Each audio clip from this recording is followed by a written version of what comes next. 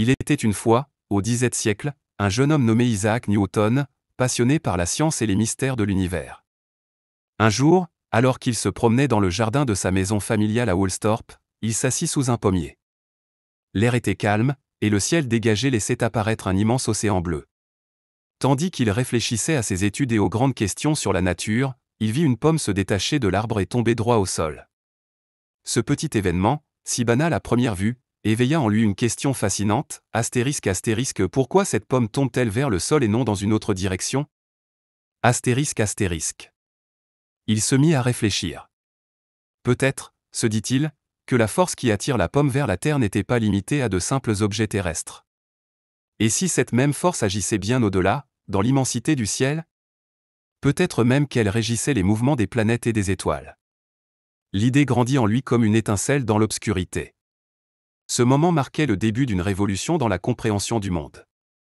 Newton se replongea dans ses livres, notamment les travaux de ses prédécesseurs comme Kepler et Galilée, qui avaient tenté de percer les mystères des mouvements planétaires sans toutefois comprendre la cause profonde de ces phénomènes. Newton, armé de cette intuition nouvelle, se mit à développer des équations et des théories pour prouver qu'une force invisible, qu'il appela la gravité, était à l'œuvre dans tout l'univers. Cette force, pensait-il, n'agissait pas uniquement sur la pomme tombant de l'arbre, mais aussi sur la Lune, les planètes et même les étoiles lointaines. Après des années de travail acharné, il formula ce qui allait devenir sa célèbre loi de la gravitation universelle: tout corps dans l'univers attire tout autre corps avec une force proportionnelle à leur masse et inversement proportionnelle au carré de la distance qui les sépare.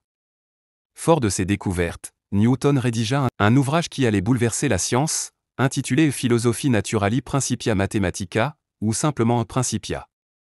Dans ce livre, il expliquait non seulement la gravitation, mais aussi les 3 lois du mouvement qui allaient permettre de comprendre les trajectoires des planètes, les marées, les comètes et bien d'autres phénomènes naturels. Son travail fut une révélation pour les savants de son époque. Il venait de montrer que l'univers entier, des objets les plus petits aux planètes géantes, obéissait aux mêmes lois simples et élégantes. Cette découverte changea la vision que l'humanité avait de l'univers et permit de prédire des événements astronomiques avec une précision inégalée.